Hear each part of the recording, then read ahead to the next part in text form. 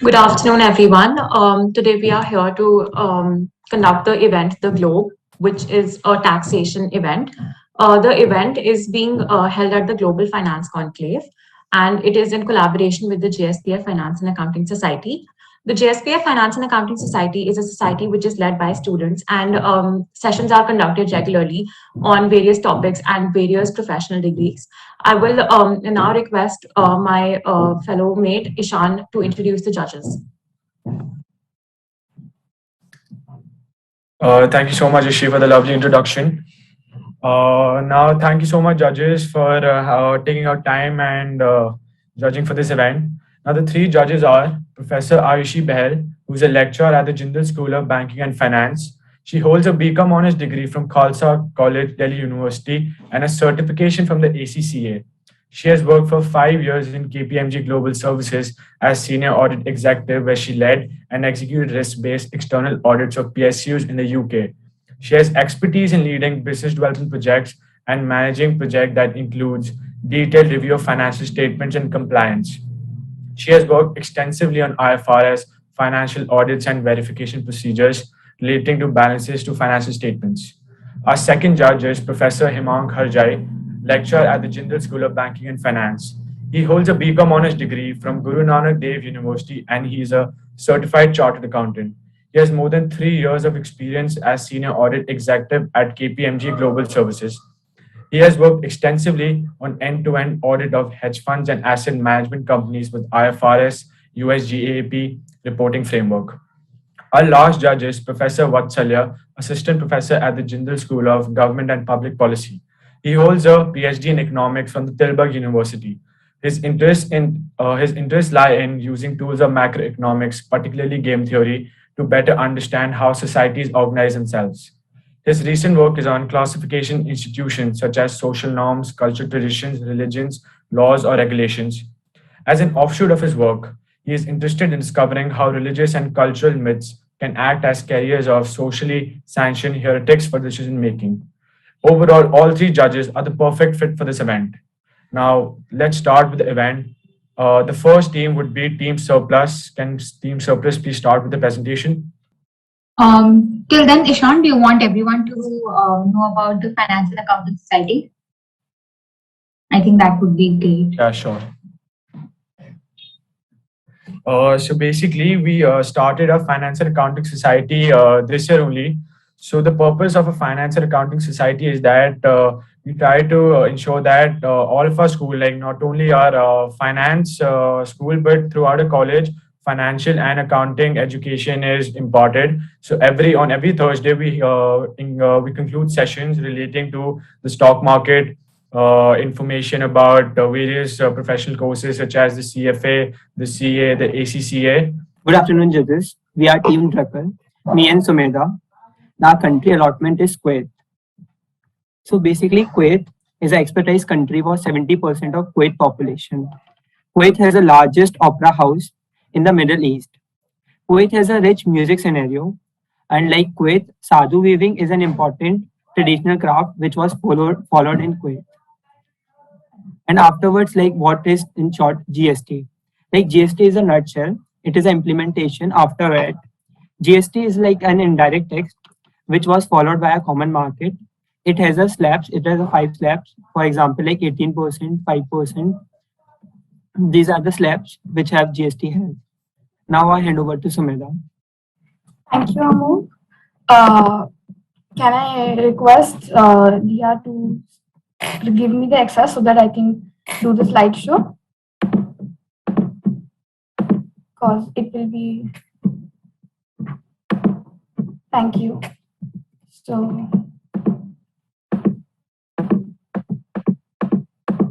So now, when we talk about the problems that Kuwait has been having, mainly we could categorize them into three.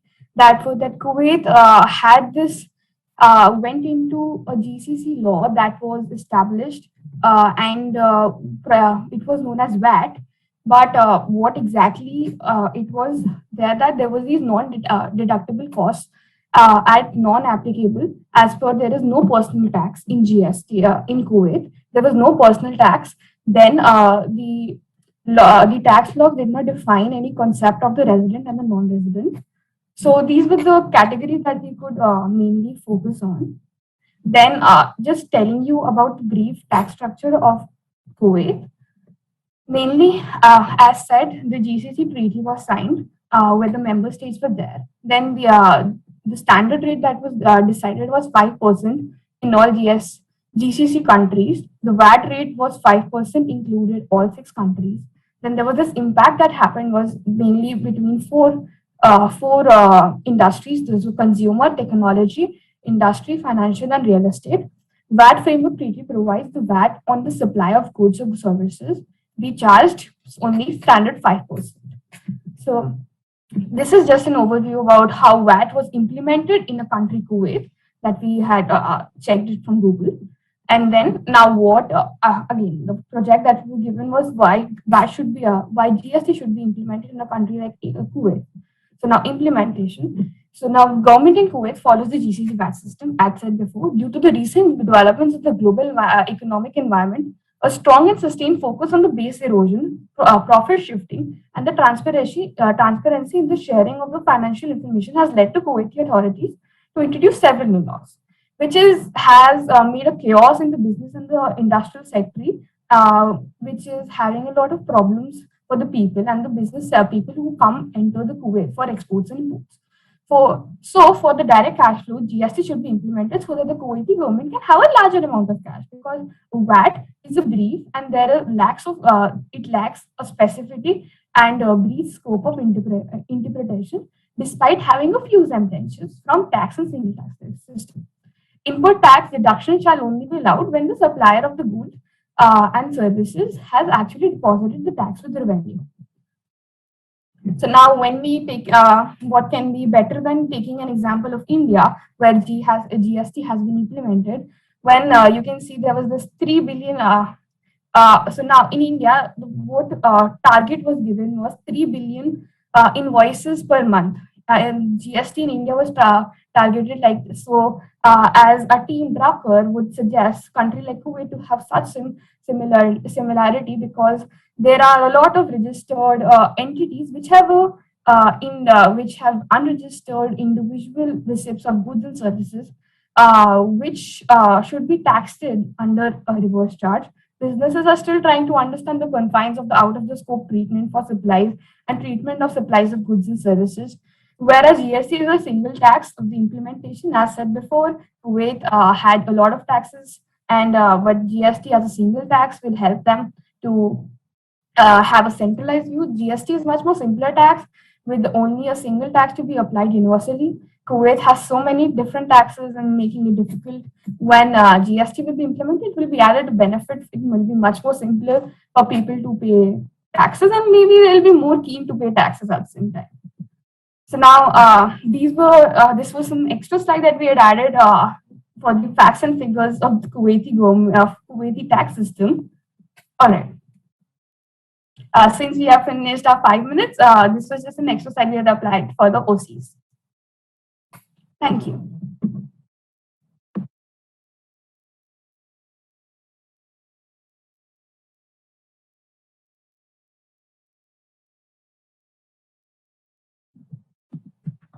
Thank you so much. Thank you so much, Team Druckers. It was a lovely presentation. Now the next presentation we have is from Team Square. Are you ready, Team Square?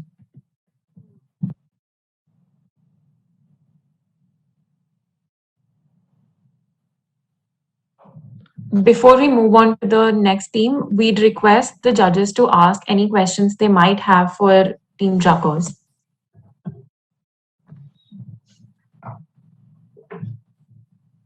Do you want us to go in a particular order, or should we just start with our questions who's ready? Professor, judges, you can go in any way. There is no issue with that. Great. So I'll start off this round of questioning. So Team Druckers, from what I understand, Kuwait already has a value-added tax system in place, and the suggestion is to move over from value-added tax to goods and services tax. What's the difference between the two? Is GST not a value-added tax? Is it some other kind of tax?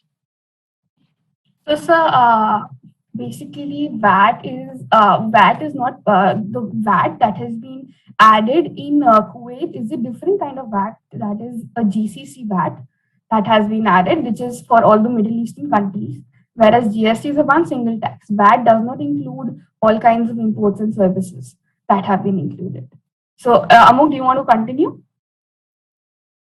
No, my point is this only, like considering these points only. Right. So your suggestion basically is to take up VAT. So not necessarily replace VAT with GST, replace VAT plus whatever taxes Kuwait has, which is an indirect tax, and replace it with one particular system. Kuwait's a tiny country. How many different kinds of taxes do they have?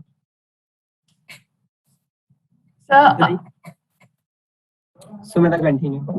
So, sir, basically, as said, the Middle Eastern country, the Middle Eastern tax, there is no personal tax, but since it's a small country, VAT, then there is an export tax, import tax, then there is some another type of tax. I'm forgetting the name, but there are a lot of tax. But GST, I would say, as I've taken an example of India, we are staying in India. Like I know in India just has one single tax for everything. So it's obviously 5 taxes versus 1. Obviously, Kuwait will be a small country, but that does not mean that a country like Kuwait does not. If it even has 3 taxes, GST will exclude all these 3 taxes and make it into 1. So be it 3, be it 10. GST is a centralized system and centralized tax system that will help the Kuwaiti government to have a greater cash flow. Right. So here's a quick rejoinder to that question then. So it does matter whether you're replacing 3 or 10, and it matters because, as we have seen in the Indian case, you've taken the Indian example, any large-scale overhaul of the tax system creates its own chaos in the system, right? So you have to trade off that potential for chaos with whatever benefits you might have.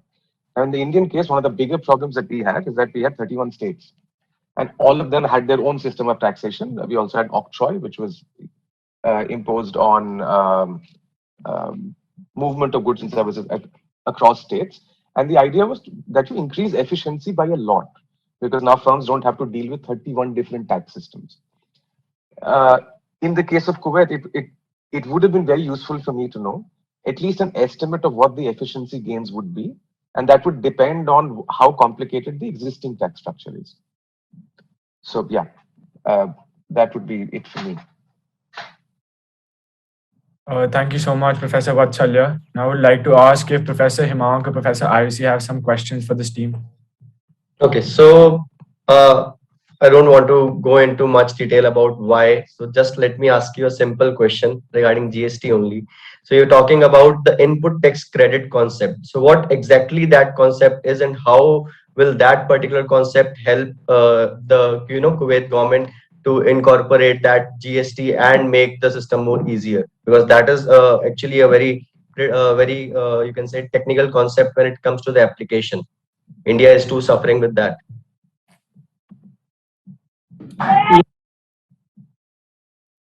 Yeah, basically, so like in Kuwait, we are following VAT. So like as Sumedha said, if we are considering one tax only GST, like in Kuwait, they are following 4 or 5 tax as per like current situation. So like rather than following 4 or 5 taxes, we can go for only one tax. So it will also like there will be a good flow of cash. So we can just consider one GST tax rather than going for 4 or 5 tax, which like Kuwait government is like considering now. Now, sir, I'll tell you about the import tax that we were discussing. Basically, what exactly is an input credit tax? It was basically, if I take an example that I purchase a good for, I'm an industry, I'm a shopkeeper, for example, and from the wholesale market, I take a good for maybe 500 rupees. And after that, I go and I resale it to suppose you, for that matter. I sell it for maybe 550 rupees. So the 50 rupees that is there can be claimed into an input credit tax. So this was exactly this. But now, if we take an example in the Kuwaiti government, Kuwait government is more into import and exports. its larger scale, its almost GDP is dependent upon the imports and exports that the Kuwaiti government does. So now, if you ask from the team Dhaka's side, I wouldn't think that the input credit system would be that much applicable and useful for the Kuwaiti government. It will just a simple GST tax regulation that will be a simplified tax that will be required, since, as what Salia sir said, it's just a small country. And India, we can't compare India versus Kuwait. So an input credit GST system would be much applicable in a larger country like India, but not Kuwaiti government. Are you saying that it is not applicable at all? So that is, I would say, as I said, I would say as Team Druckers and what we have seen and researched about, I wouldn't think that it will be applicable. A normal GST system would be well sufficient enough for the Kuwaiti government. Okay, and in the GST system, the input tax credit concept is not relevant when it comes to Kuwait, you're saying? Yes, sir, because we have seen, if again comparing India and Kuwait, India has less taxpayers than Kuwaiti government. The Kuwaiti government has Kuwait as a country, because there are more people paying tax. The percentage of paying taxpayers are more than India. So a larger country would require input credit system, but not the Kuwaiti government. Okay. Okay, so Sumedha and Amog, I think you very well explained what input tax credit is, and I think that I'm impressed by your answer. So whenever any new taxation or any new system comes into place, so for example, back in 2017 when GST came into place in India as well, so at that point of time there were a lot of shortcomings and there were a lot of issues coming up, and people, they take time to digest, because India is a country of such a number of population. So what do you think the problems will come if we apply the same GST into the Kuwait system? So what do you think the challenges they will face initially in few years? So, ma'am, I would say the GCC VAT system is still having a lot of issues in the Kuwaiti government. Still, the Kuwaiti government is not able, the Kuwait people, to be precise, are having problems regarding that. So, obviously, now coming to the GST implementation, there will be problems where the GST will be a problem, because us from paying four different taxes to paying a single tax, it will be difficult for mainly the people of Kuwait, I would say, because for the people who are importing or exporting from a different country, it will be easier for them, because they'll not have to pay 10 different taxes in 10 different places. It will be difficult. It will be easier for us out of India, out of the Kuwaiti government. But as said, the Kuwaiti people will have problems by basically the main, as said, India shifted from many taxes to single tax. Similarly, Kuwait will be shifting from many taxes to a different tax. This will be a problem for mainly the people of Kuwait, and one more problem will be for the Middle Eastern people. Middle Eastern area, for example, because the GCC VAT system is almost in every Middle Eastern country. So now this was a Middle Eastern treaty that has been passed. So now first going to the Middle Eastern treaty and asking them to change the VAT system, change the GCC VAT system in Kuwait to GST will be a task. So will be something, many more types of maybe meetings and everything. So it will be difficult for the Middle Eastern countries and for the people in Kuwait. That's it. Okay, thank you. That's it. Thank you so much, Team Rakesh. Our next presentation is from Team Square. Team Square, are you ready? Yeah.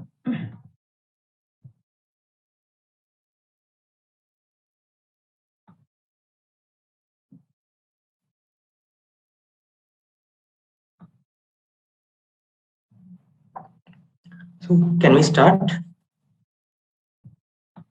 Yeah, please do. Yeah. Hey guys, this is Team Esquire here to present on the topic why GST implemented in Bahamas. Next slide. GST, Goods and Service Tax, is an indirect tax imposed on the supply of goods and services. It is a unified tax reform, tier rate structure. As we have four tier rate system in India, there is a turnover limit for firms to register under this act. Next slide, please. The present state in Bahamas. So basically, Bahamas right now has two types of government: central government and the local government. The local government has no right to collect tax, and the central government, on the other hand, imposes seven different indirect tax in their economy. And there is a VAT over there, and it is there are two slabs under VAT. There is 0%. Exceptions are there, like medical supplies and supply for charity, and there is 12% for domestic supplies like rice, wheat, and other commodities. Next slide, please. Who will be sad if the prices of goods fall with the same income? Bringing in GST will eliminate the cascading effect. For example, let's take a car manufacturing company. In the old system, that is during VAT, the buyers has to pay 10% excise duty on cost and also 10% VAT again, which will cost 3,63,000 as given in this slide. But in GST system, the buyer has to pay only 20% GST, which will cost 3,60,000 in total. By this, we can understand that the people are saving a lot of money. Next slide. According to Bahamian government, companies with more than 1 lakh Bahamian dollar should only register under VAT, because of which small businesses and companies incur the input tax as a cost. To prevent this, they merge with other companies in order to bring their combined turnover more than 1 lakh Bahamian dollars. 1 lakh Bahamian dollar equals 75 lakh Indian rupee. So it is better to implement GST as the minimum turnover is just 20 lakhs, that is 26,900 Bahamian dollars. Next slide, please. Benefits for the people on the go. As Bahamas is an island, their major source of revenue is from tourism, which is estimated 51% of their GDP. Most of the people who visit this place are to party and have fun. So the consumption of alcohol is more. So we can increase the tax for these items to increase the revenue for the government. Also, people can start their own factory for producing alcohol, which in turn increases the employment. As the government is charging more tax on alcohol, it can reduce the tax rate to 5 to 10% for the essentials, which will encourage the people to buy more. Next slide. So import and export. So Bahamas import commodities like dairy products, beverages, spices, tea, etc., and export commodities like avocado, banana, basically tropical fruits. By considering all the factors, we can say that import is more than the export. So reducing tax on farmers' input will lead to reduction in the prices, which would increase production, and eventually this would make a surplus which can be exported and used to earn foreign exchange by the government, from which they can meet the import requirement as it is an import reliable country. So by taking next slide, please. So by taking everything into consideration, we can conclude by saying that GST should be implemented in Bahamas so that both the people and the government can benefit. Thank you, Team Esquire. Signing off. Thank you. A great presentation, Team Square. Now I would like to ask the judges if they have any questions or feedbacks for this team. Would it be possible to keep the slides on while we're still asking questions? It's useful to have them as a point of reference. I can do that.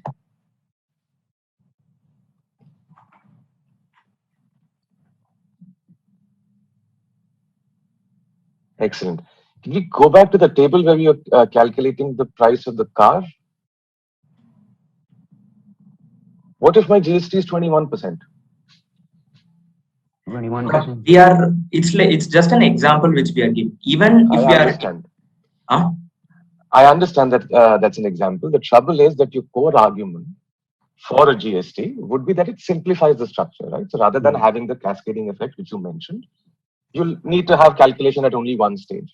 Yeah. But a supplementary argument that you made and did make repeatedly after the slide was the idea that it will necessarily lead to a reduction in prices.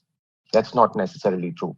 That depends on what tax rate you choose, right? Yeah. So if I have simplified the tax structure, which means that now probably you don't have to hire 5 CAs to calculate your taxes, maybe I want to increase the tax rate. If you also go on to the couple of slides later, when you talk about the tax on alcohol, you're again talking about increasing and decreasing taxes, which is more to do with the exact tax rate that has been chosen, which is something that will be taken up by the government, whichever way the government of Bahamas decides. But it says, or it informs me very little about the benefits of how GST is structurally different from the older system. So I commend you on first pointing out the taxes that do exist and how you can combine it, and that would simplify things. But a lot of the arguments that I heard were about what the tax rate could be, should be, potentially could lead to a decrease in prices, which GST or no GST, that's a separate discussion. Yeah. So now if I ask you again, forget about what the tax rate is, forget about what the government can do by taxing alcohol more and therefore making other things cheaper. Besides simplification and removing the cascading effect, which I think, and good job on having that table up there. Tell me one benefit that you would get beyond, let's say, reducing complexity in calculating taxes. So basically, it would be like a GST when we have it is like right now in Bahamas there are 7 different indirect taxes. It would just combine them all, and the fact all the producers have to pay only one simple tax for that. It would be more feasible for them to pay a single tax. And like all you said, like hiring 5 CAs would cost them a huge money. So yeah, we mentioned about the reduction and increase in the taxes. That's the different thing. I agree to your point also. But basically, it would ease the whole process of taxing the producers and the whole taxation in the economy. GST is there for that one. Yeah.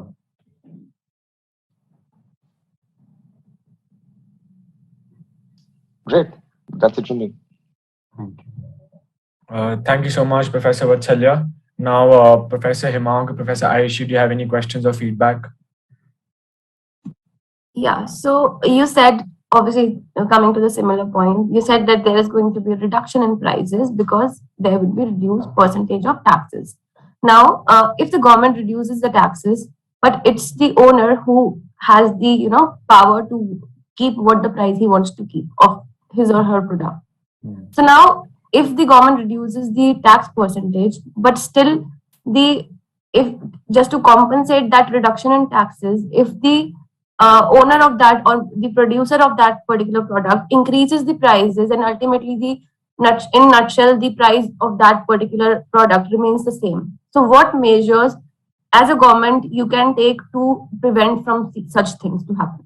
We can make like tax slabs for the taxing system like we have in India, 5%, 12%, 18% and 28% for the regulation of different commodities and different producers, different industries.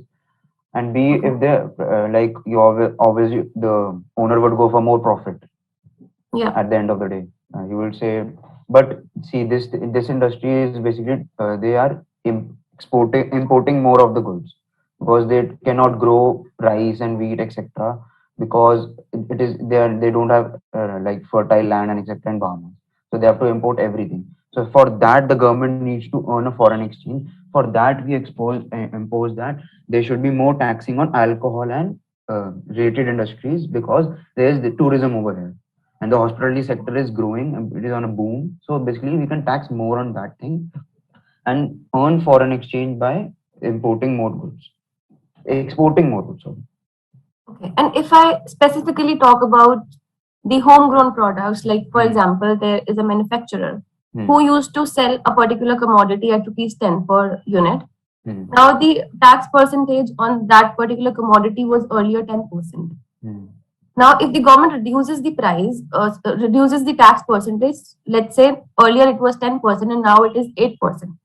Now, ultimately, if the producer wants to take the benefit of that taxation, what he will do, he will increase the price of that product, and then he will add the remaining tax on that, and ultimately the MRP that we call, it will remain the same. Now, in order to prevent such situation and give the benefit of that reduction in taxes to the consumers and not to the manufacturer or the seller, what benefits or what measures the government should be giving to the general public, or what should they do ideally to prevent such activities? My question is that. Oh, okay. So in the beginning, they can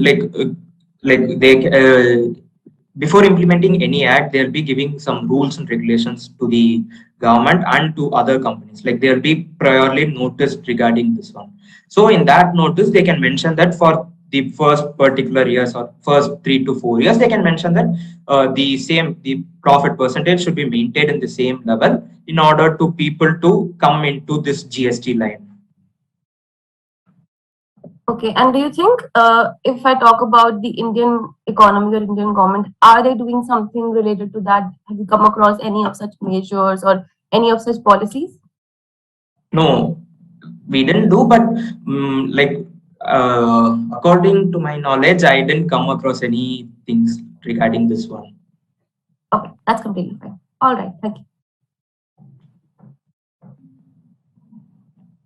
Now I would like to ask Professor Himank if he has any questions or feedback for this team.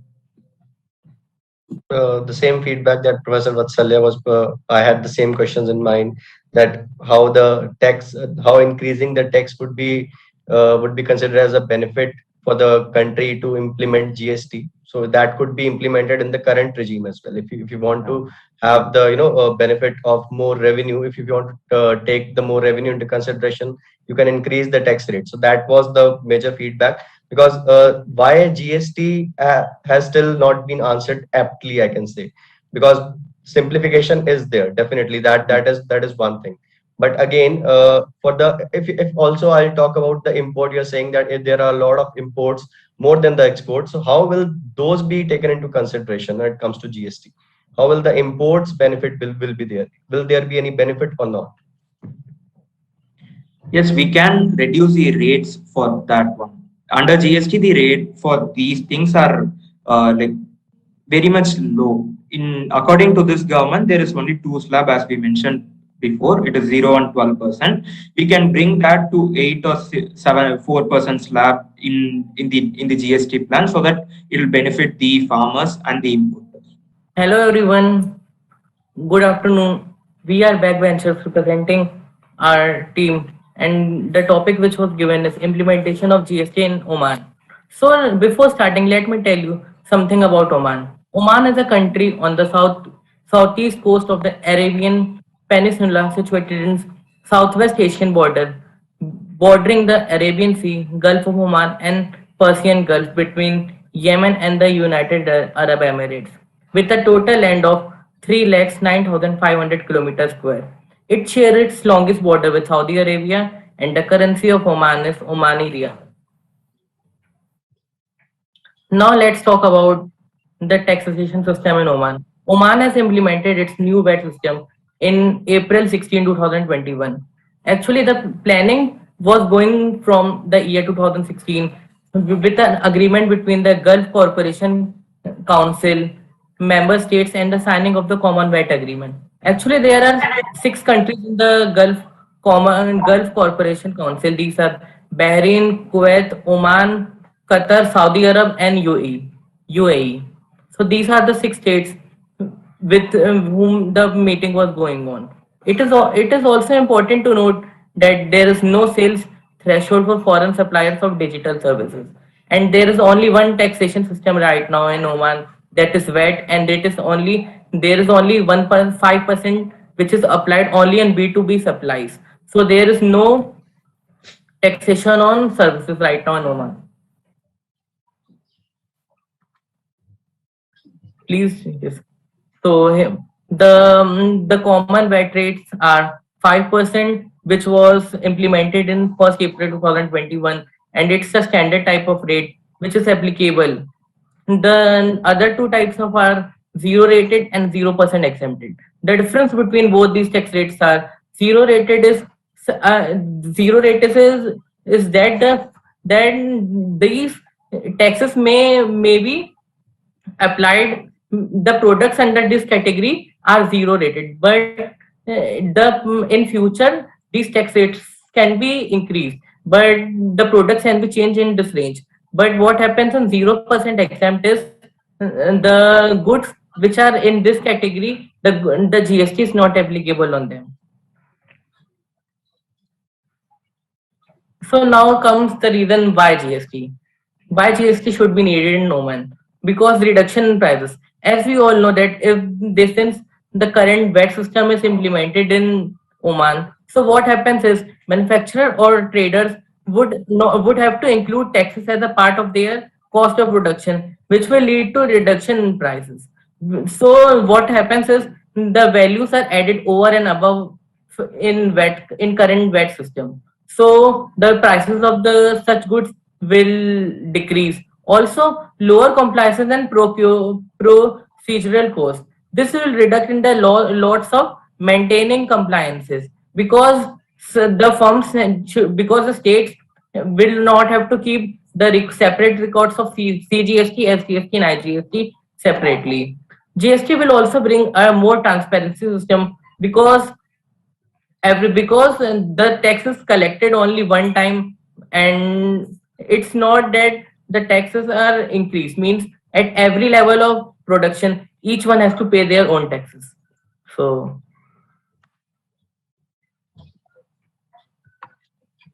I change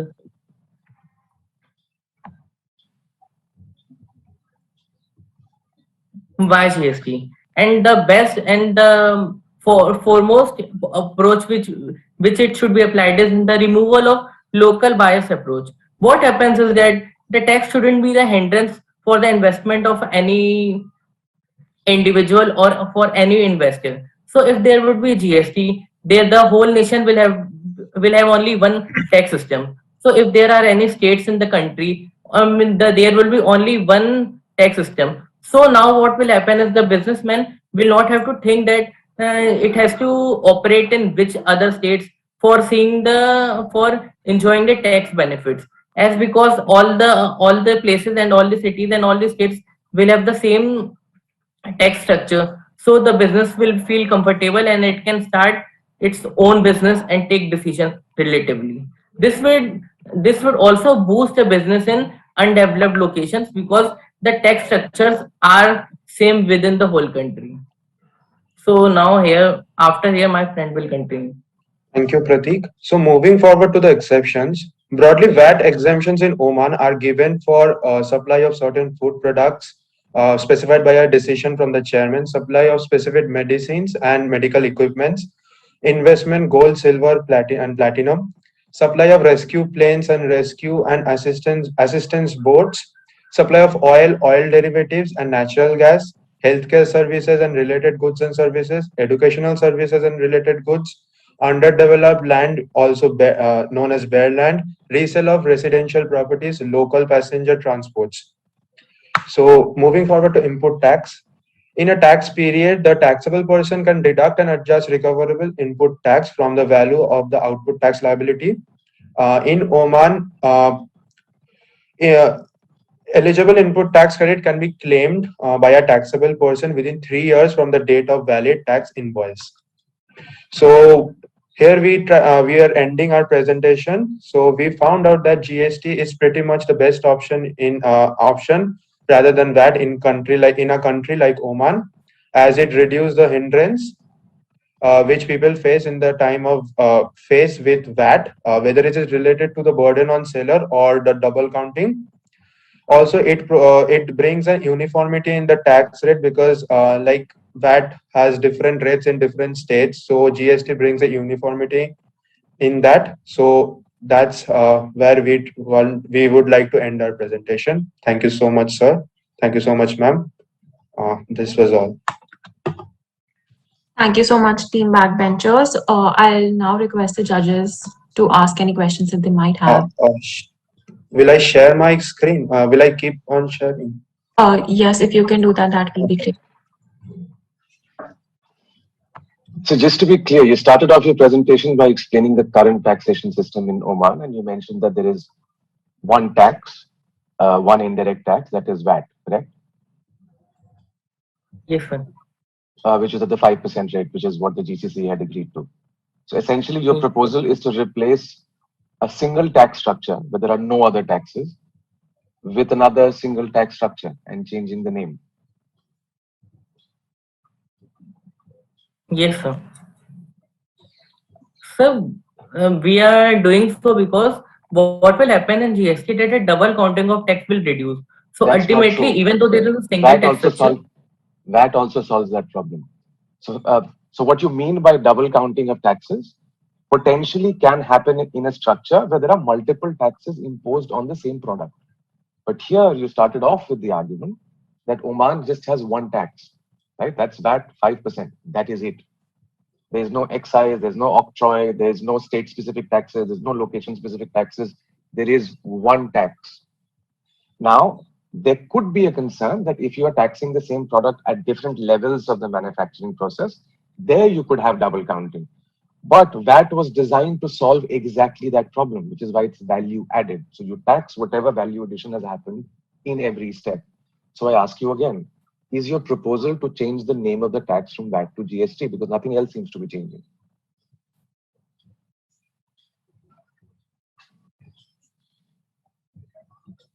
absolutely, sir. Okay. Thank you, Okay. Professor Hemang. Could you go? Yeah.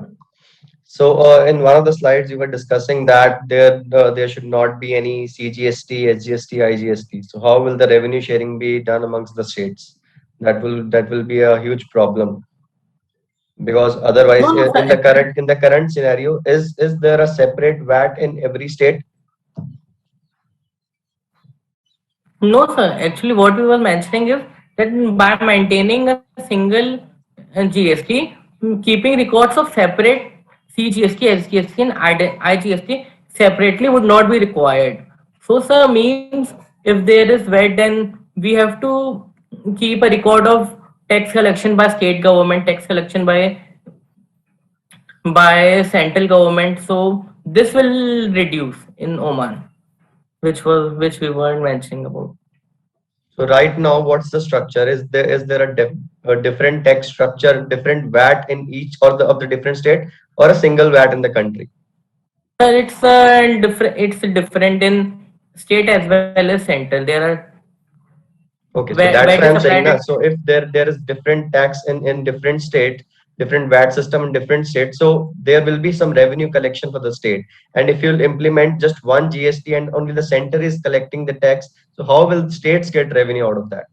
Sir, actually, what happens is that since we have GST in our India also, so there is CGST and SGST separately. So the state also gets its revenue from SGST. So this is so same will happen in Oman also, that the countries will get, but what will it gives us the benefits to the businesses over there, that the double counting will reduce. So Okay, no, so actually you were mentioning here, na, so keeping record of CGST, SGST would not be required.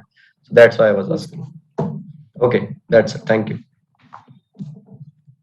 Yeah, I think very valid questions and suggestions given by Professor Vatsalya and Professor Hemang. I completely agree. I don't have any question. Thank you, judges. Thank you, team backbenchers. That was a lovely presentation. We now have team raisers.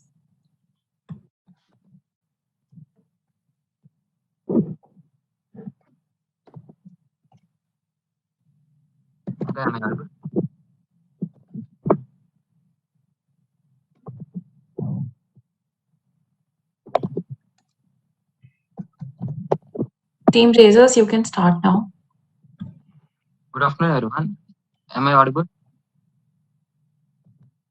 Yes, participant, you're audible. Yeah, good afternoon, everyone. Myself, I am Deepak, and we are from Amrita School of Engineering, Chennai. And my co-teammates are Venkat and Nagesh, and I call upon them to here to introduce themselves.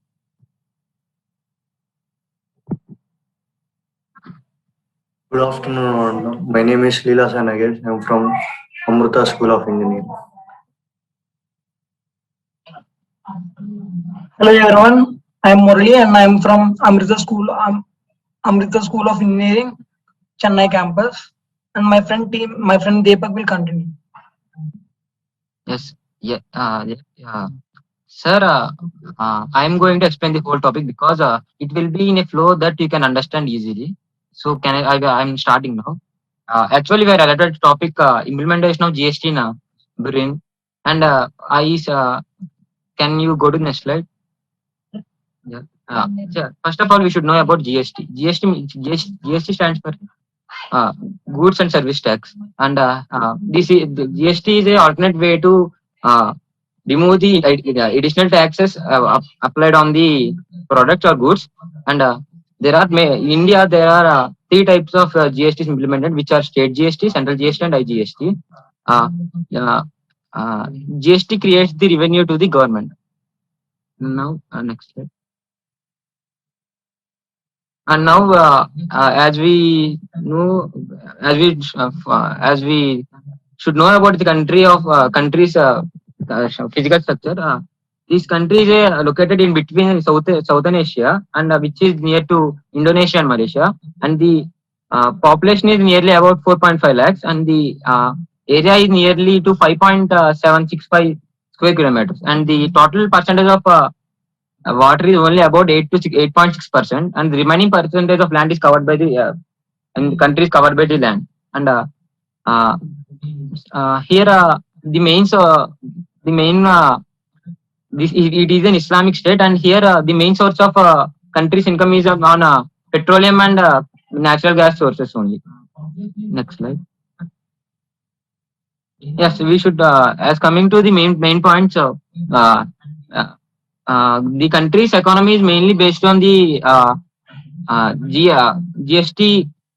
The country's GDP is mainly based on the oil and petroleum and natural gas resources, and they consist up to 65% of the country's contribution of GDP. And as we see that the country's GDP is this country is the one of the richest country, as we see the records of the world. Next slide. Yes, as I mentioned earlier, the natural resources are found in Biruni are petroleum and natural gas and timber. And as we know, petrol is the one of the costliest asset in our country. But that Biruni is having the more contribution of petroleum assets only. Yes, you can start Team Challengers. Okay, good afternoon, everyone. So this is Team Challengers, and we are here to present about our analysis on if implementation of GST will work or not if it is in Iraq. So before we get into that, let me take you to what exactly is GST and how it is different from the earlier version of, earlier how it was in India. So GST in simple words is goods and services tax. It is a replacement of all other taxes, all other indirect taxes that India had in the past few years, let it be VAT, let it be excise duty, custom duty, and whatnot. So how this works is it helps or it avoids people from paying double taxation on products or services rendered. So for example, if I purchase a product of ₹10, I'll have to pay taxes on that. And again, it will come through various stages and it will again add on to a lot of price. So to save that, to save people from paying a lot of money, the Indian government implemented the system that you just have to pay once and it is done for everything. So can we move on to the next slide? Okay, so this was just an introduction of what is GST, and as you can see on the screen, it came into existence on July 1, 2017, which acts as a replacement for all other multiple taxes that were imposed by the central government and the various state governments. Next slide, please. Okay, so let's talk about existing tax policy in Iraq and what impact will GST make if it is implemented in Iraq.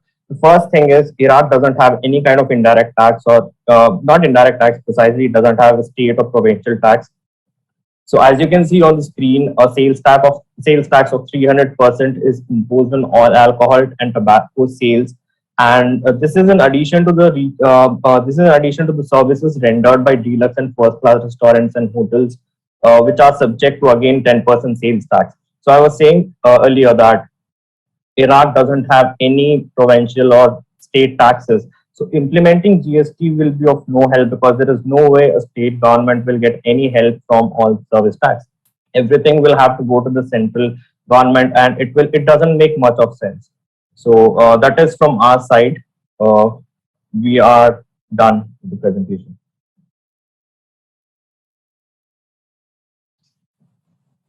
Great. I mean, I must start off by congratulating you. You're the first team to say that, yeah, it doesn't make sense. So, quick question.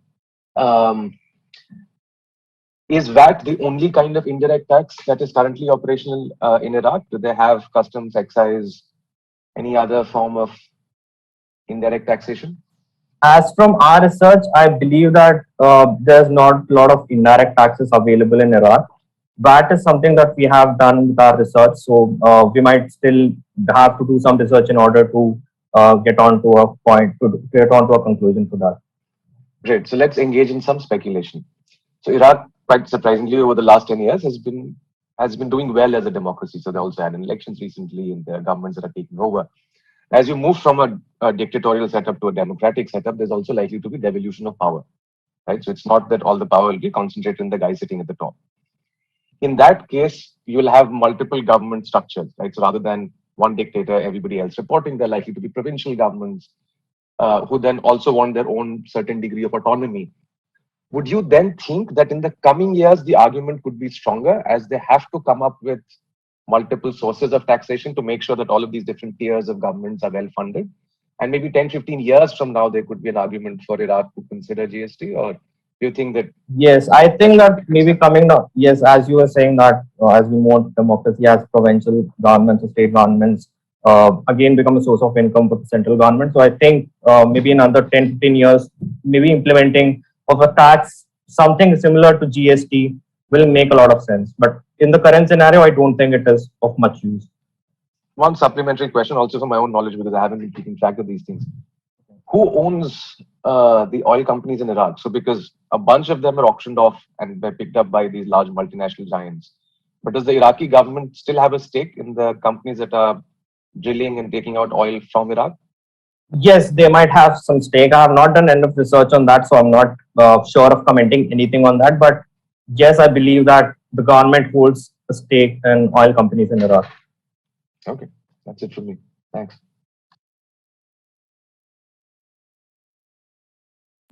Okay, so one follow-up question from what Professor Vatsalya was asking. So he was asking that whether it would be implemented, whether it should be implemented 15, 20 years down the line. And you are saying that if we want revenue, we can implement. But if we just talk about revenue, can't we increase the tax in the current regime only, and why to implement GST, which can be a complicated thing if VAT is going fine? I think it depends on the situation, because we don't know what, coming down the line, coming down 15, 20 years will look like for any other country, not just Iraq or any other country. So no, just talking about on the revenue grounds, that if we just want to increase the revenue, can't it be increased in the current regime, or should the implementation of a different regime is required for that? I think the current regime is working fine. A different regime won't. I mean, it shouldn't.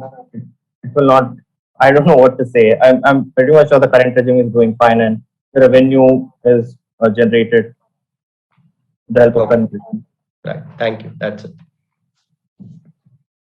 Okay, so you're saying that the current regime is going fine. So you were not able to come across any of the shortcomings or any of the issues that are going right now in the country related to the current tax regime. So there were nothing as such. I won't say there were nothing, but it again depends on the research. We have to do a lot of research to comment on that. So yeah, I might be wrong, but I accept that.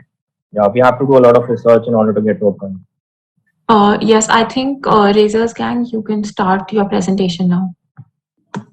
Yeah. Sorry for the inconvenience. We are facing a cyclone. That's all right. That's all right.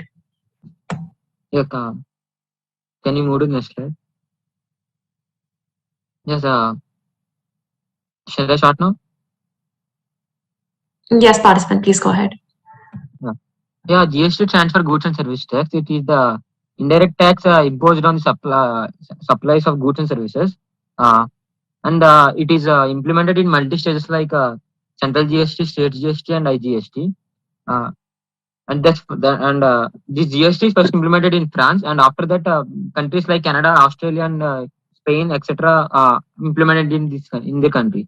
Actually, GST has to come in India by 2000 year 2000, but due to some reasons, but they didn't implemented that.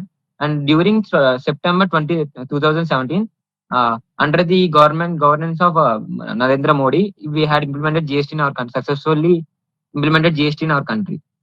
And this GST provides revenue to the government, and this GST helps to remove the extra taxes like VAT, excess tax, and excess tax to be service tax and etc. should be to be removed. Next slide. Yeah.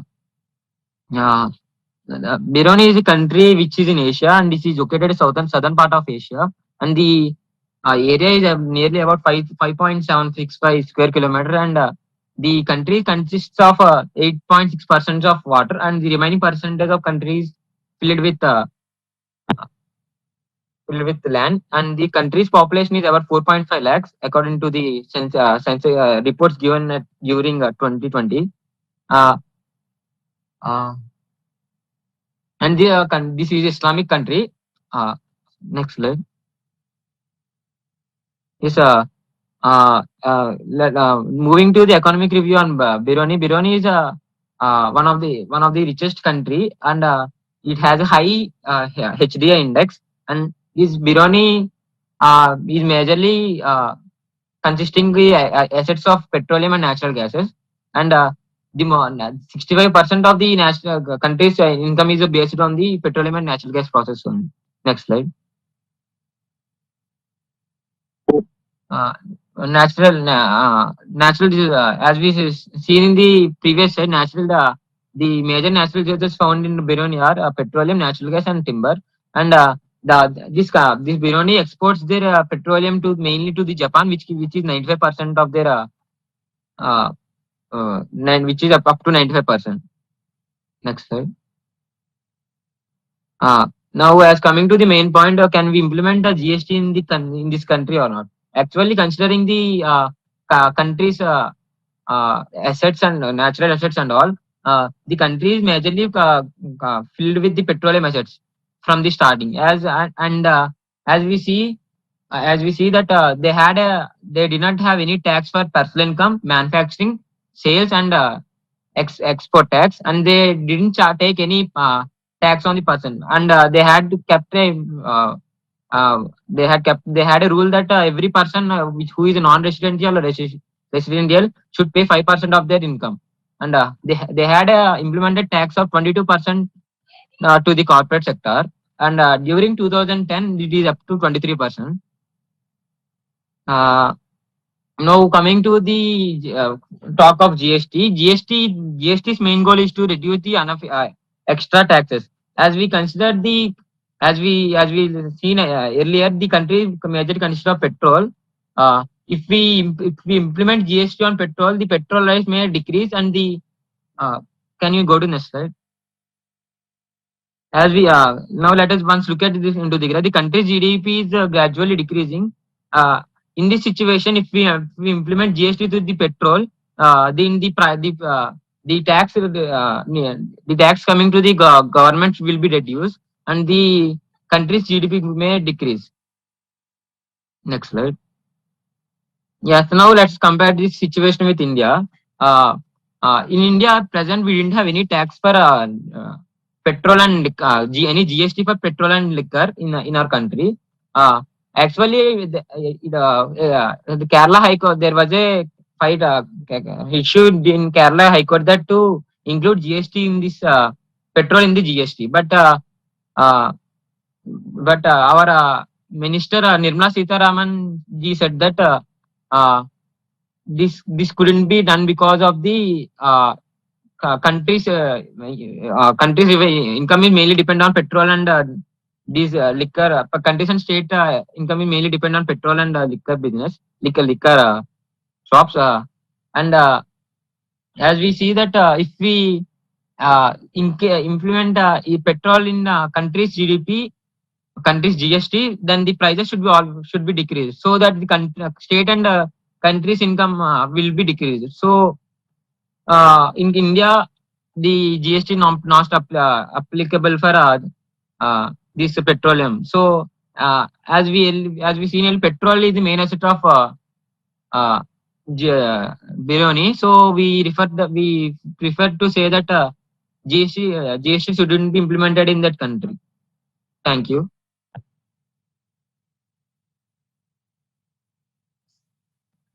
Great. Could we quickly go back to your very first slide?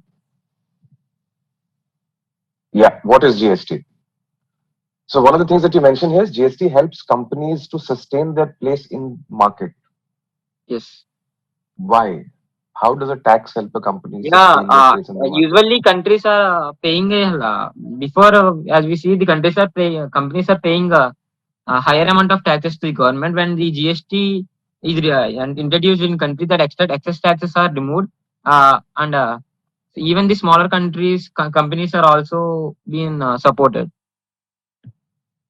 Possible, but whatever the tax system is common to all the companies, right? So it's not that companies are differentially targeted with different tax systems. No, So when we you're are talking actually- about, right, so when you mention sustain their place in the market, your position in the market is a relative measure. So how well are you doing in the marketplace relative to your other competitors? Now it's possible that if a more efficient tax system comes about, that every firm benefits, but that need not differentially benefit one with respect to the other. So one thing that I wanted to point out. Second, more importantly, so Brunei is an oil sultanate, as you mentioned, which is also true for many of the Middle Eastern countries.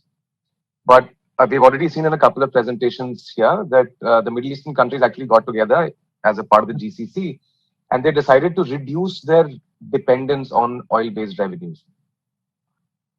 And which is why many of these countries have introduced things like VAT. Would a similar consideration also hold for Brunei?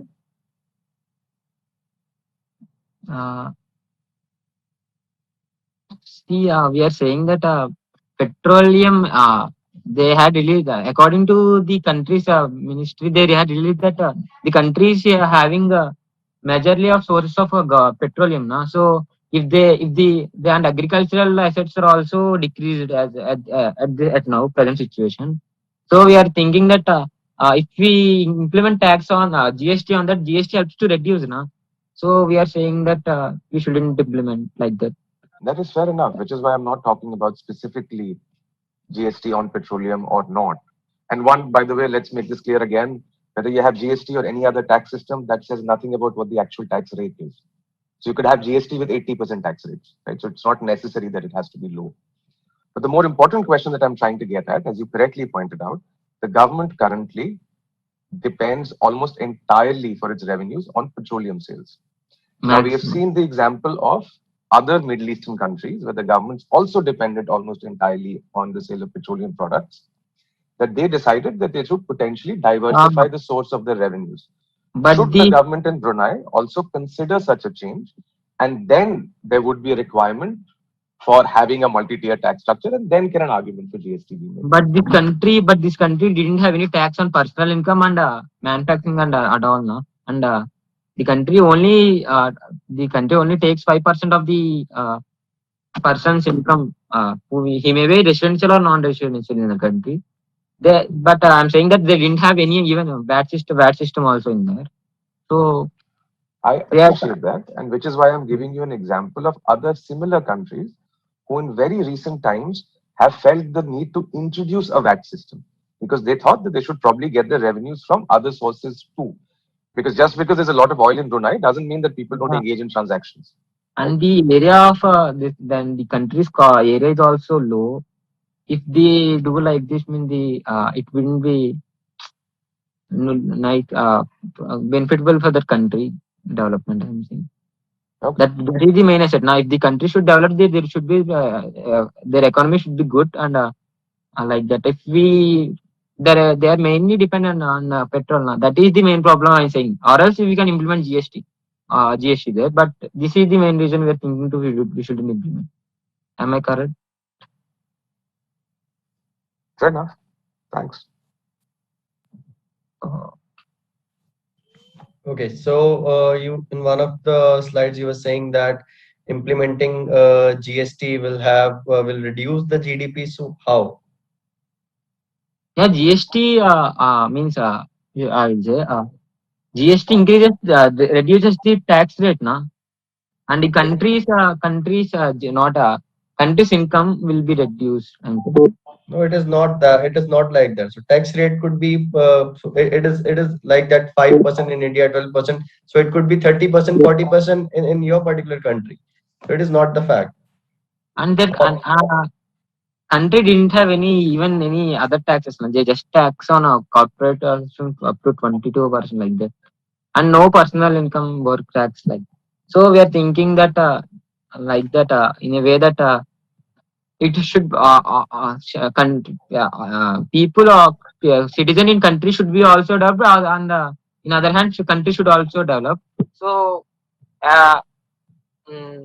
they should be in the current position. Means they should be in the way they are now. Means they shouldn't change their way. I'm saying like that. Means okay. That's it. Thank you. So, first of all, for the feedback, I think you have very well concluded your slides and things have been put in a very good manner. But just one thing I think that other panelists would also agree that when the first time you were not able to speak, you went offline for some time, your team members should have come in and they should have started taking the rest of the PPT. So that's one thing, but obviously some things are ignorable and we can do that. I just want to ask you a very basic question. I won't get into the technicality. So whenever we have to see or whenever we are considering that GST can be applied or cannot be applied in a particular economy or in a particular country, what are the factors that you would look upon and you would consider to conclude your facts that we should be applying that or not applying that?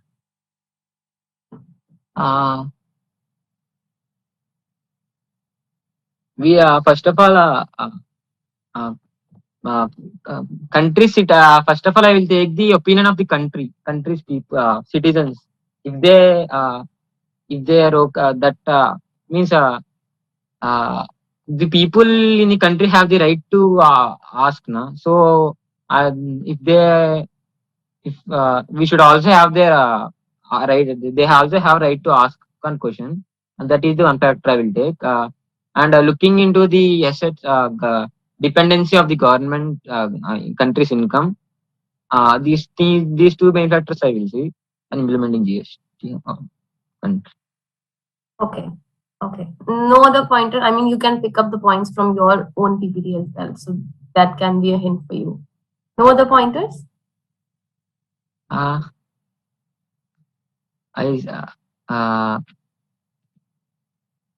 Countries. These two main points. Okay, that's completely fine. Okay, it's fine. Thank you. Thank you so much, Team Razors gang. We now have Team Duge.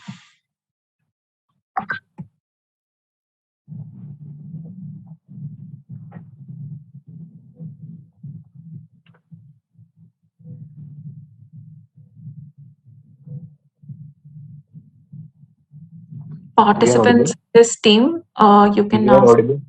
Yes, you're audible. Okay. Good afternoon, respected judges. We are representing Team Duge. Our team members are Rajvan Suidrom from Kirodimal College, Pratham Sinha from Zakir Hussain College, and me, Shivang Singh from Kirodimal College. We are from University of Delhi, and the topic is GST implementation, and the country assigned to us is Bhutan. Next slide. Bhutan, an overview. Landlocked country, nestled deep in the Himalayas between India and China, Bhutan is characterized by steep mountains and deep valleys. The country is known for its unique philosophy, cross-national happiness, which guides its development strategy. Abundant water resources in the valleys create ideal conditions to tap renewable energy sources with hydropower development. Fiscal revenues from selling surplus hydropower to India and tourism have helped the country invest sustainably in human capital development. This has led to significant improvements in service sector. Next slide.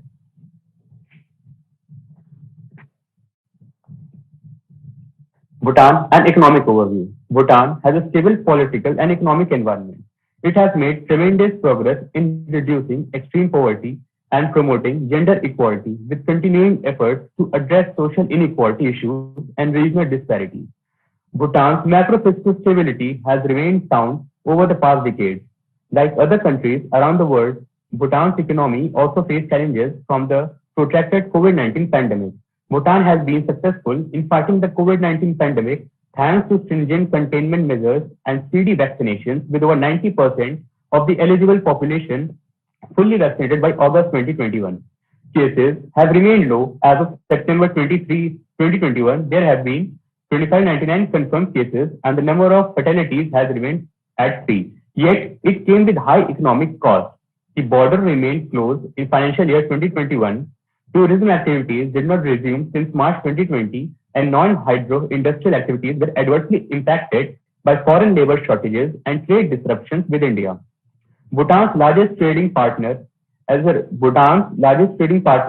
result, the unemployment rate rose to 5% in 2020 from 2.7% in 2019. Next slide. Bhutan, the new GST Act. On 1st July 2020, Bhutan fully implemented the Goods and Services Tax Act 2020 to eliminate other indirect taxes, resulting in double and triple taxation. The GST Act will be implemented by July 2022. A move to a new GST regime means Bhutan will replace its existing sales tax and customs and excise duty systems. GST will be applicable on B2C and B2B taxable supplies and taxable imports. The changes, supported by the International Monetary Fund and the World Bank, were announced by Bhutan Ministry of Finance back in July 2020. Affected digital businesses must register to collect and remit Bhutan GST if their sales exceed an annual threshold of 5 million Bhutanese ngultrum at the time of publication. This is circa USD 70,000. While the rules are set to come into force in July 2022, we know digital businesses are currently looking into registering with the authorities in Bhutan. The applicable GST rate on affected supplies is 7%. For affected supplies and services, the entity liable for the collection and remittance of GST to the Bhutan authorities will either be the electronic distribution platform or the supplier. In Bhutan GST Act, an EDP means a service including a website, internet portal, gateway, store, or marketplace that satisfies the following conditions, among others. Service allows persons to make supplies available to end users. The service is delivered by means of electronic communication. Next slide. Okay, Pratham, you may further. Thank you, Shivang. Now we look into the fact of the GST Act and its future aspects. So GST is basically a consumption tax, and it will affect the imports, which is actually very normal because any tax imposed on any good actually affects the imports. It is a good GST is imposed. GST being an indirect tax is imposed during the consumption phase. The introduction of GST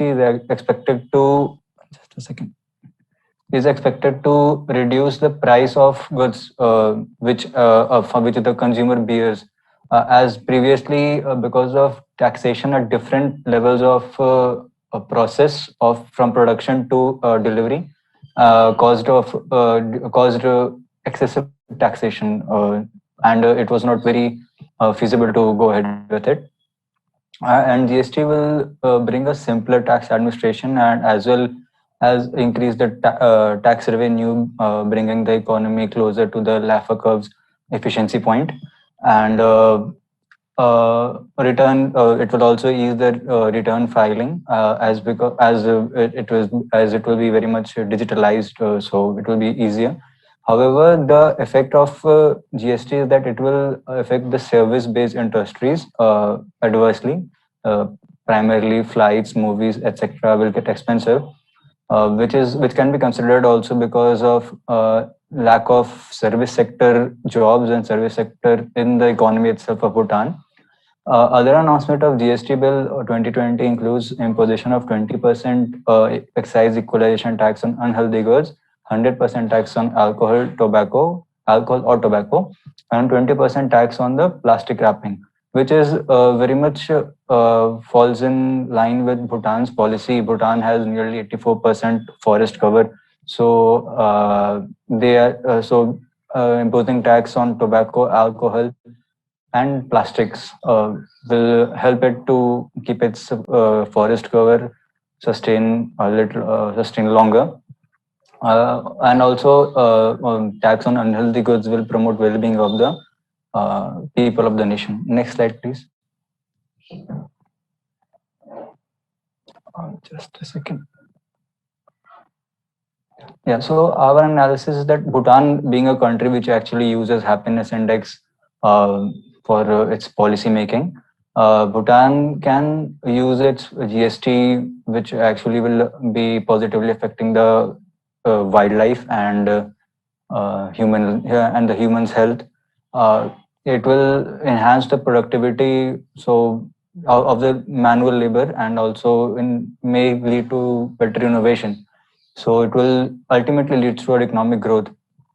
Bhutan has also been known to be a land of spiritual seekers, and so it can actually use this opportunity of lowering the tax, lowering the imposition of GST, which actually lowers the tax which actually lowers the price of consumable goods, which will be a better, actually a better for the people who travel to Bhutan for these spiritual purposes.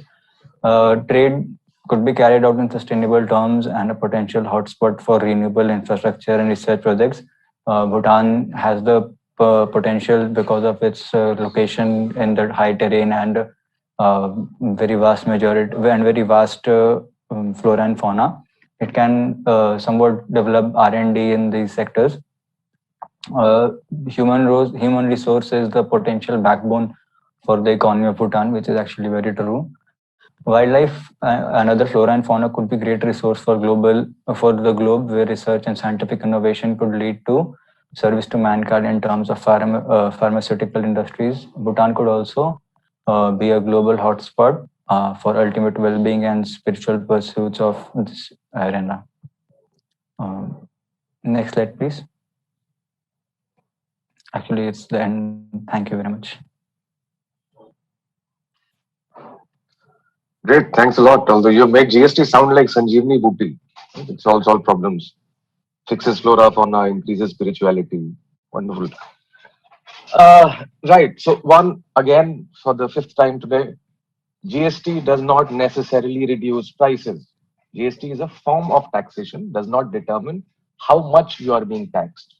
So let's be very, very clear on that. You guys have had it a little easy because this country has actually chosen to go ahead with GST. But let me ask you a quick question then that has nothing to do with this country. Would you agree that the United States of America is a rather large economy that has done very well for itself over the last 100 years or so, and therefore should be a role model for many other countries? Yes, sir, but there can be circumstances where one cannot completely follow the pattern of USA. Sure. Does the US have GST? No, sir. Why?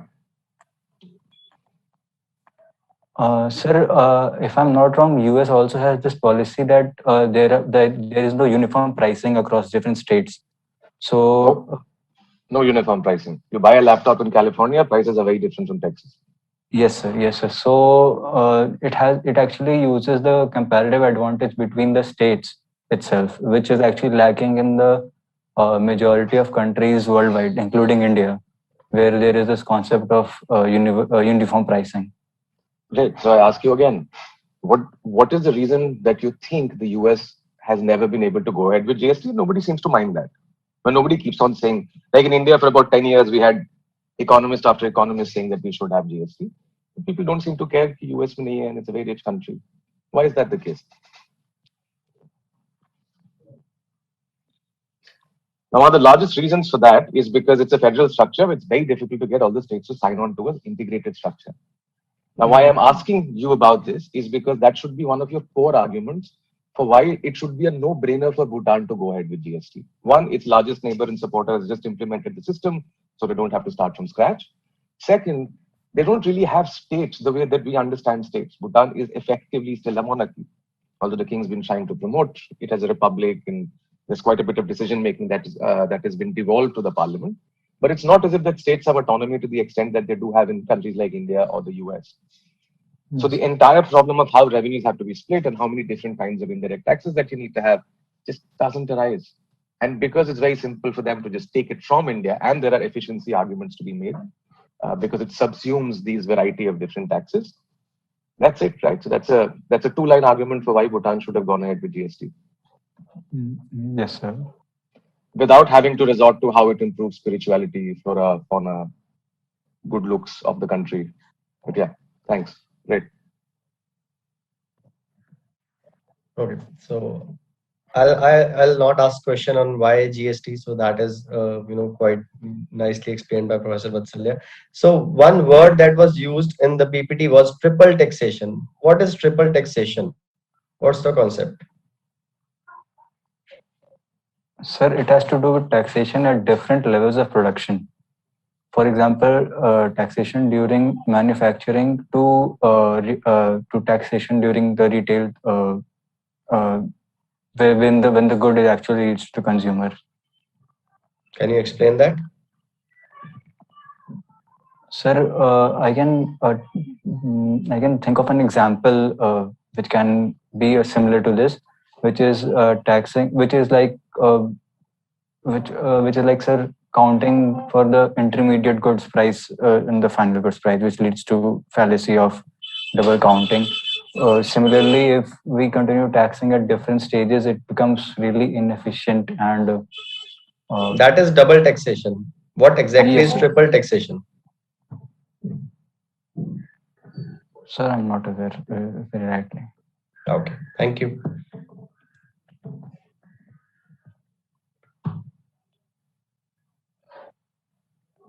Okay, I guess I don't have any further questions to ask.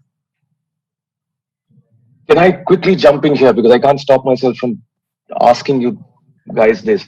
Everybody keeps mentioning double taxation. What do you think value-added tax is? Does value-added tax have the problem of double taxation?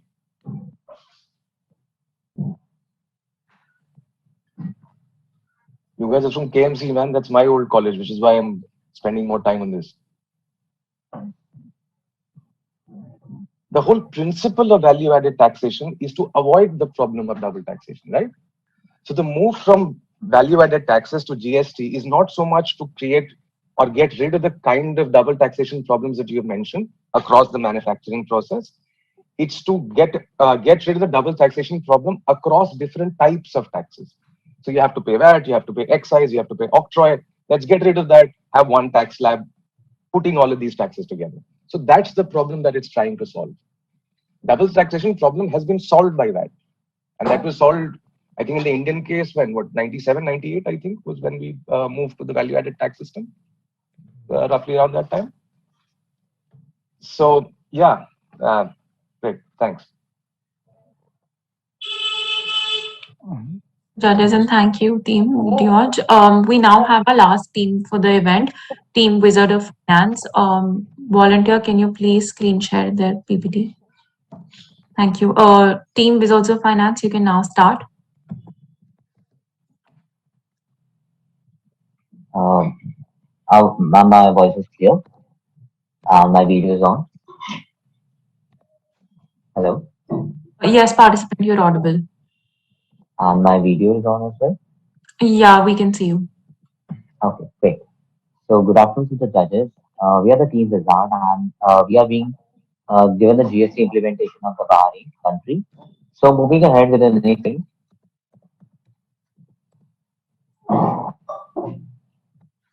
This is GST or the VAT.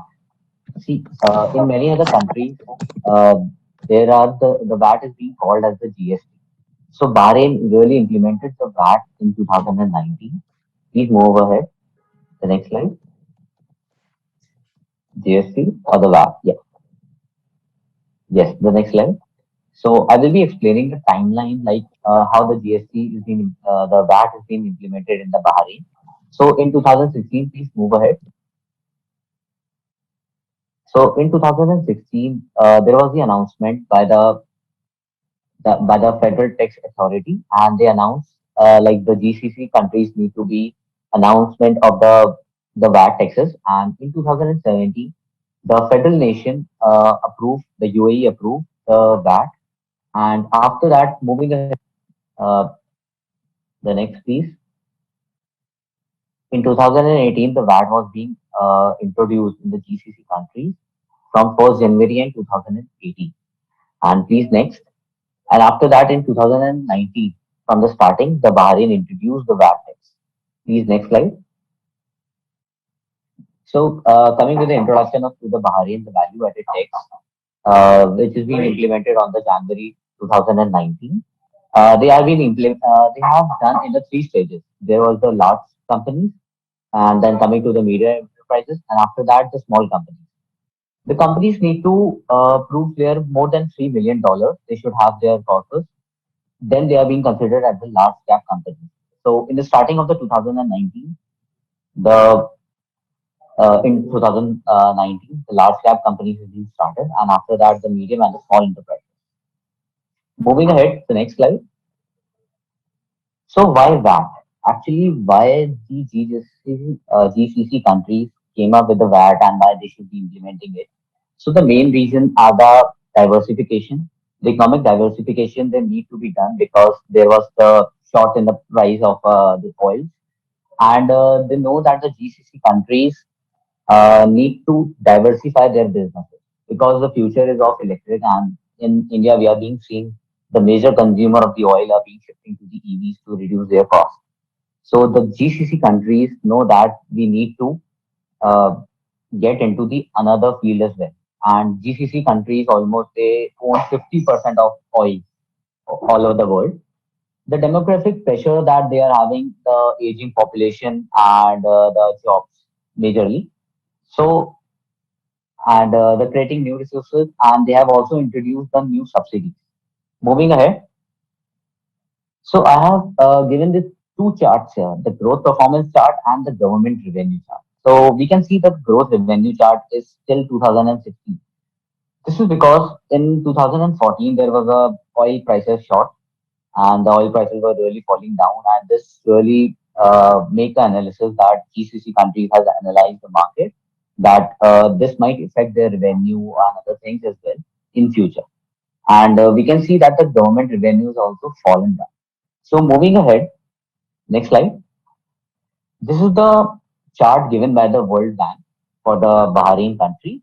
We can see that after the 2016 and 17, when the announcement was being made, we can see that the country growth has taken a good pace in that. And world growth, you can see the green line that is being going on. So it's a good indicating thing. And they have almost making a confusion that between 1.6% every GCC country will be increasing their the GDP. Now Manas will be continuing. Next slide.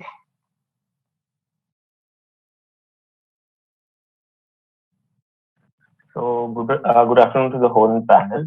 So I will be basically talking about the SWOT analysis, or you can say the SWOT diagram for Bahrain and the GST implementation that happened there. Okay. So I'll start with the strength part, and then we'll go ahead one by one. So basically, the major strength or the major reason that why even the GCC countries like UAE and Saudi Arabia and even now Bahrain, they have implemented VAT is because they want to create an additional stream of revenue for themselves.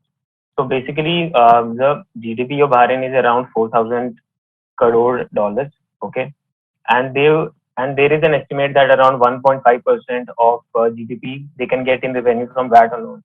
So that is why they want to decrease their dependency on the oil and natural gases business. Okay, like Aditya talked about, like how around 50% of the world oil and natural gas is being produced by them, and how the world is going towards EV.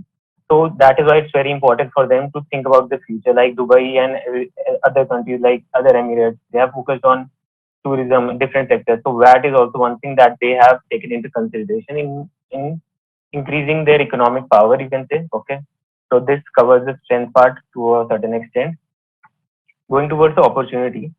So, like I talked about the strength part, in that only I talked about the opportunity as well, because this is one unified thing. Okay, so basically the country has the opportunity to create a diversified field. Like we as common people, like we might be doing a job, but we are also doing something like we are investing into SIPs, mutual funds. People are going behind IPOs. Why? There is a very simple reason. Even if you are a country or you are an individual, you want to create different streams of income. Okay, you don't want to be dependent on a similar or a declining source of income. Like in their case, oil is one thing or natural gas is that thing. Okay, so going towards the weakness and the threats part of things. So basically, when you create a new system, like in India also GST was implemented around 2016. So it's not very easy to change people. Like I have seen in my family as also personally, like the CAs and even my father who's into business, they used to talk about that nobody understands GST and the Modi Sarkar or whatever you want to say. They have just implemented this in a forceful manner, and it's not till today, even till 2021. A lot of changes have been made, which I will talk going forward as well. And the thing is that a lot of people have a lot of confusion about these things. So this can basically create something like a awkwardness for the whole corporate as well as big global MNCs. They might be shy to going forward with this, and they might expect some changes for the country because these are small countries. They are bringing in big global superpowers, so you have to give them some incentive, directly or indirectly. So this is one thing that can go against them, and basically this can increase the complexity of doing business. Okay. So the threat. So like Aditya was talking about the regional prowess. So basically, the case with most of the Middle Eastern countries is that they are in the middle of the whole globe. Okay, so they are more like a connecting point, and they have been the oil and natural gas producers for the world. Okay, so this is one thing that they want to shift, and they don't want that. I was talking about the MNCs and corporates. They don't want that the MNCs go from their countries to some other countries, or the companies or the businesses shift from there. Okay, because of the fear of GST or VAT. Okay, so these are the weaknesses and the strengths. Okay, weaknesses and threats. We can go ahead. So, like I talked about the impact on business. So basically, what Bahrain did was in 2018, the GCC country decided that we will be implementing this, and Bahrain said that we will be doing this in a stage-wise manner. Okay, like they made sure that in 2019 January, if I'm not wrong, they implemented it only for the big companies. Okay, and then after that they have created something like a stage-wise barrier system. Okay, like in the next stage or in the next wave, they will be taking in the medium-sized companies. Okay, they will be coming under the GST or VAT regime, and going forward, the smaller MSMEs or you can say startups and smaller companies will be coming under it. Okay, so you can go ahead to the next slide. So basically, now I will be giving our analysis or you can say our conclusion for the whole GST or VAT implementation in Bahrain. So basically, what I would like to say is that the objective or the goal with which GST or VAT was implemented in Bahrain was very clear: to create diversification, to create additional revenue sources, to make sure that there is a unified taxation system throughout the country. Okay, and the objective was very good. Like in India also, these are very similar. Okay, except the diversification part, you can say. Okay, but the thing is that it's not very easy to implement. It's not very easy to change system. Like in India, demonetization happened or something like GST was implemented. People till even after 5 years, people are not very happy with the system. Okay, and even the GST council meets every 3 months. Okay, and they have made around 25 changes, like 23 in the goods section and 3 in the services section. Until now, also they're thinking about implementing some new slabs like 15% slab for GST and VAT. So what I want to say by all this data is that so basically the goal and objective is clear, but the implementation has to be made proper. Like it has to be improved going forward. Like India has been doing this, Bahrain also has to do this. Maybe some corporates are facing some issues, businesses are facing some issues. They have to make sure that they bring every one to a common table. Okay, because a business might be having their own problems like accounting. Like every country is using different system. And especially in case of MNCs, you have to go to your global levels. You have to create something like in a common denomination and everything. You have to create something like a sync between different things. So that is very important. And the last point is that we think GST implementation is a good step. Okay, the intent is very good, the objective is good, and the goal is good. Maybe the implementation can be improved. Like in India also, they are doing certain things for this. So that is our stand on this case. So that's all from my side. Thank you. Just adding a point that in the long term, in our conclusion, that this will really help the GCC countries to increase. And we have also seen the graph that after implementation, there is 1.6% surges in the graph. So that's a great thing. But some businesses are being facing the problems and some economic problems, as Manas said. And this is the conclusion. And thank you so much. Any other questions, please? Sure. So from what I understood from the presentation, that this was an argument for why it's a good idea for Bahrain to accept the value-added tax system. So essentially go from a no indirect tax regime to having some indirect tax regime. Yeah. Correct? Yeah. But where's the argument for GST then? Actually, value-added tax and GST is being the same part because in some of the countries, it's being called as a VAT, the GST. So the Bahrain had almost given 5%, I guess, for they have implemented the 5%. So let me use the analogy that a lot of the other teams have used. Let's look at the Indian system. We had VAT before 2019. So then what changed in 2019?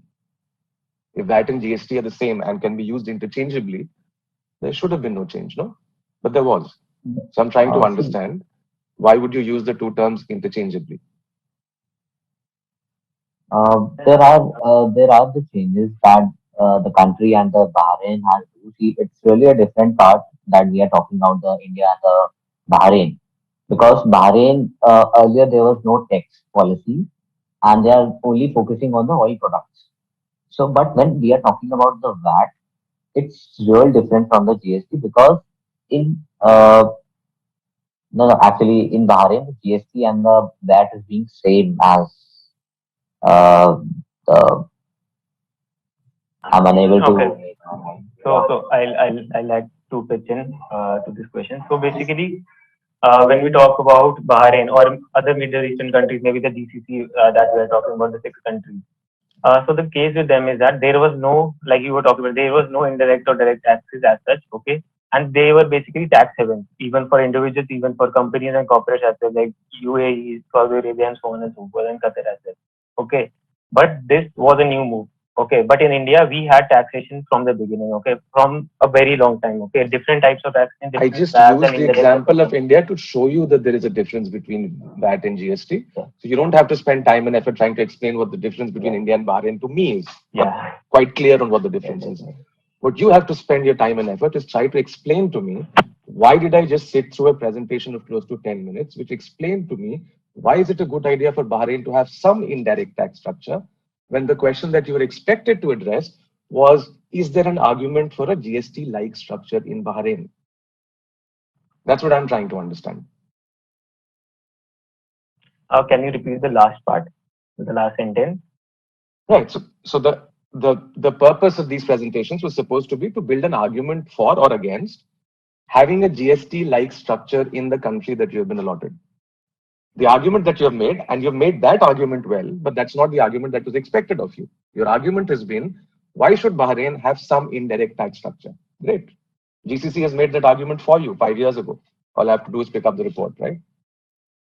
So that's my question to you. I'm trying to understand, why is it that I have to sit through a presentation that answers a different question than the one that you were expected to address? Okay, so you are saying that why GST or a similar structure like GST should be implemented in a country like Bahrain. Okay, this was your expectation from this presentation. Yeah, am I correct to a certain extent? Yeah, yeah. Not certain. Okay. You're completely correct. Yes. Okay, so that's it. So basically, what you would like to say is that we were comparing the structure that is being followed there. Okay, right now. And there is no system for something similar to GST there. Okay, like previously also there was no structure. Okay, in India there was a new system. Like GST is a new system. Okay, it's not that it's a new type of taxation. It's a new system of how taxation is being calculated and done, and all the accountancy is being done around it. Okay, but in Bahrain there was no previous system, and right now only they have implemented something like VAT. And if you're talking about implementing GST throughout every goods and services that is being produced or that is being consumed in the country, so then I would say that it's not a very wise idea, because it is being, all the Middle Eastern countries are being seen as a tax haven only, okay, throughout the years, for the services and for the development that they are You giving still, people and the shelter and everything. so now you're taking the time to address a question that you should have addressed earlier. That was not the question that I asked you.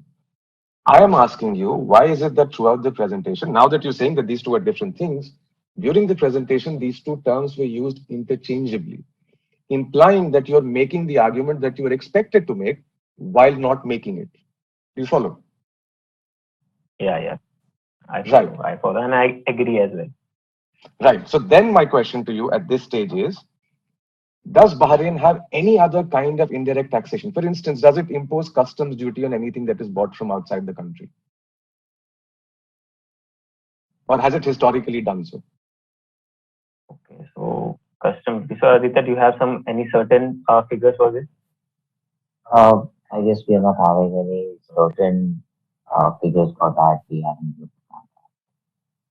Right. And why I'm asking this question is that is where potentially the argument for something like GST comes in.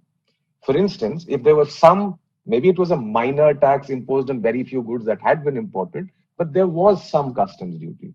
And now that they have already agreed in principle and in practice that they should have indirect taxation of transactions that are happening in the country, then an argument potentially could be made whether these two should be clubbed together.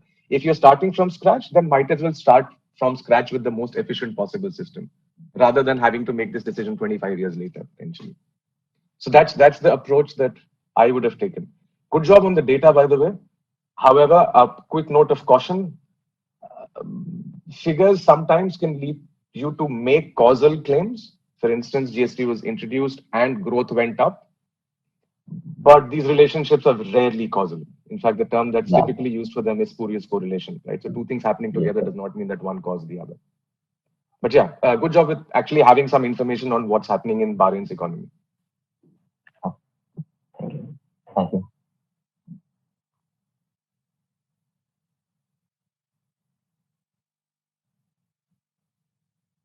Okay. Thank you. I think I completely Ma'am, agree. are there any questions from your side? Yeah. So I was saying that I completely agree with what Professor Vatsalya has pointed out. So even I was not able to understand what were you trying to explain with respect to GST or with respect to VAT. So if I ask you this question, that if Bahrain has not implemented VAT as yet and still there is no such system of VAT as of now, what would you have suggested them to apply, VAT or GST, if I ask you to compare that at the moment? We cannot, we can say that they can implement the VAT basically because in the VAT, they have surged the 5% and they have basically in GST actually, it's like a problem. I'm not much knowledgeable about the both of them, but I am making a conclusion like in GST, they have to make some different kind of things. For example, in GST, there is slabs of the taxes, like 8% or till the 15%, the similar thing kind of thing. But in the VAT, the Bahrain has made the things like for the low income group people, they have made only 1% paying the income tax. And but for the larger companies and the people are having the more money, so they are being given the more taxes. They have to. So these kind of changes can be made in the VAT, but not in the GST. And there are certain type of goods like households and other stuff. They have made less taxes on that. So that's the basic needs. So I will suggest them the VAT. Okay. And on your slide where you have mentioned why VAT, there you have mentioned that VAT has created new source of revenues. So how has that helped in creating new sources of revenue? Through the VAT, they are trying to attract the other companies. Even they are trying to make the more manufacturing products. While looking at the report from the World Bank, we have seen that their imports were less and the exports really increased because many companies were surging in. And in this as well, the GCC has a relation with them, within them. Like if Dubai has increased the prices, then it might affect the other GCC country, the Saudi Arabia or any other UAE country. So that's why. Okay. Okay. Thank you.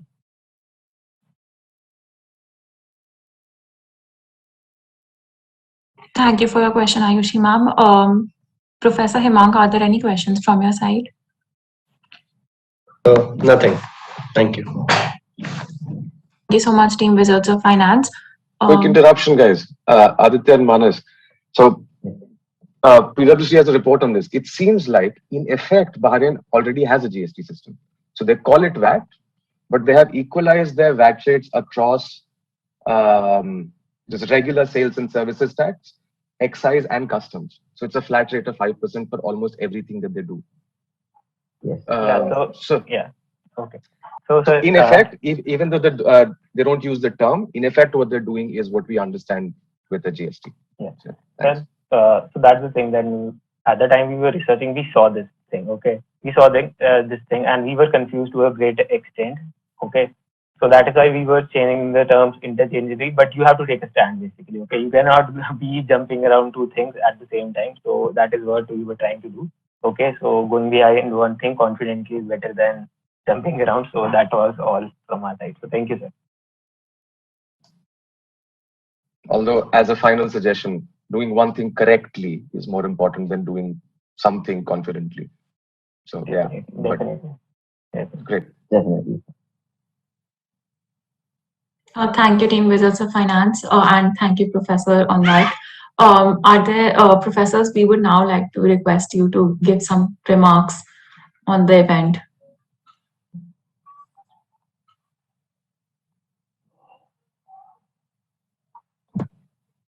Okay, so we have already given, quite, you can say, extensive feedback during the presentation only, but as a wider comment, the attempt was very nice.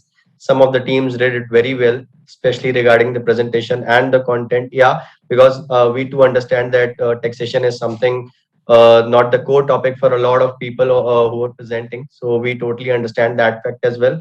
But overall, a nice attempt. But the fact that so in most of the presentations, the question was not answered appropriately. So that was one of the feedback that will be one of the feedback from my side at least. Yeah, that's it. Thank you. Thank you, Professor Hemang, Professor Ayushi, Professor Vatsalya. Yeah, I think the topic that was chosen, it was very interesting, and I mean, rather than giving the same topic to everyone, you gave different countries within the same topic, so that made it easy for us to compare each and everyone, and then obviously we will be announcing the results soon. Apart from that, I think everyone has made a good effort, and the presentations were nice overall. But yeah, ultimately the main concern that I had was in some of the PPTs, the overall connect with, and whatever the main topic was, there was some kind of divergence from that. So I think that was one thing which can be worked upon, but otherwise very well presented, and I just say all the best to all the participants. Thank you. Thank you for those motivating words, ma'am. Professor Vatsalya. Yeah, nice to hear thoughts. I think I've already given as detailed a feedback as I could immediately after the presentations. But the general suggestion for everyone is, when the entire argument that you're trying to make hinges on the term that is being used, you must make sure that you understand the term, right? So for instance, if the fundamental question that you're trying to answer, or the argument that you're trying to build, is whether GST is suitable for a particular country or not, you must be able to understand GST very clearly. You must be able to distinguish it from any other potential alternatives that you might have. That's one. Second, the whole point of having country-specific analysis is that you cannot use arguments for one country and make it look as if it also applies at other places. For instance, in some of the presentations, it seemed to me where the core arguments were the arguments that were used for India, and some modification to that argument was used for, say, other countries, which might be significantly different in a variety of ways. So it would have been interesting to see, for instance, one thing that I would have liked to see far more of is an understanding that tax is an interface between the state and its citizen, right? Which means what kind of tax structure you need and can sustain depends critically also on what kind of state structure you have. Now, many of the countries that we've been talking about were essentially monarchies, where there's one king, typically, who controls almost all the assets of the country. Now, there, any argument about tax has to display an understanding of what are the typical sources of revenue for that person, and if there is any need for devolution at all in terms of taxations. So one of the arguments that has been made for GST historically has been that if you have multiple multi-tiered governance structures, you end up with tax systems that are very difficult to comply with for companies. Right? So you have many different tax slabs, many different kinds of taxes, and it becomes a nightmare. So maybe there's an efficiency argument that can be made. However, if you don't have a multi-tier governance structure, maybe you don't need something like GST, because what you have in effect already mimics GST in the sense that you have very few tax slabs. You have a single tax that needs to be paid no matter what transaction you have. So it would have been interesting to see more of these, but yeah, it was a great attempt and it was fun listening to what people have to say about different countries. Yes, sir. Thank you so much to all the judges for taking out time to judge our event and give valuable feedback to the participants. We're very thankful to you. And with this, we come to the event, to the end of the event, The Globe. Devna, do you want to add anything else? Yes, sure. Thanks, Ishi, for moderating this session. And thank you to the whole JSPF Accounting and Finance Society and to the professors who judged this event.